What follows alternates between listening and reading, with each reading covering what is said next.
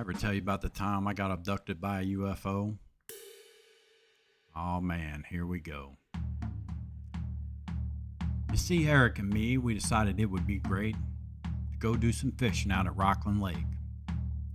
Now we grabbed our poles and a bite to eat, and old Eric hopped into my passenger seat. Now when we pulled up, there wasn't nobody there. We popped the trunk and grabbed our fishing gear. We tossed our lines and let them sink real deep, walked in the lake a bit to cool off our feet. Now I was cranking in my line, nice and slow. When up in the air, I seen a bright green glow. I looked at Eric and he looked at me, then he hollered out, "Do you see what I see?"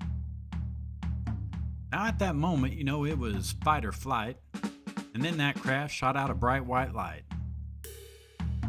The next thing I seen was old Eric a grinning, and the next thing I knew, my whole world was spinning. I did my best to let out a shout, but about that time I must have passed straight out.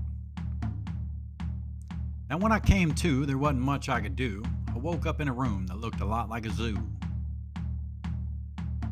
There were critters all around me, yeah, critters of every kind. I was pretty sure I'd lost my damn mind. I looked around to see if I could find my friend when a big-headed fella walked in with a grin. I gave that fella a funny glance, and right about then I'm pretty sure I shit my pants. I thought for sure I was about to get probed when all the lights, yeah, they started to strobe. Then I seen Eric standing there in a robe.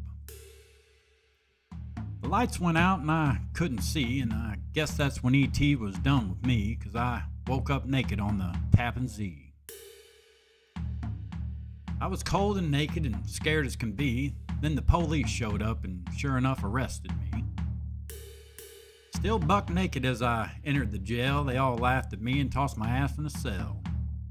I shook my head 'cause my mind was still fuzzy, wondering what them critters had done with my buddy.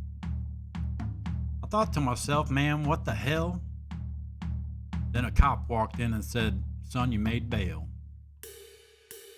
I wanted to ask how, but I didn't dare. He opened the door and I got the hell out of there. Now as I walked out front, I thought it couldn't be. Standing there was my buddy old Eric B. "You made it back, man, and that's just great."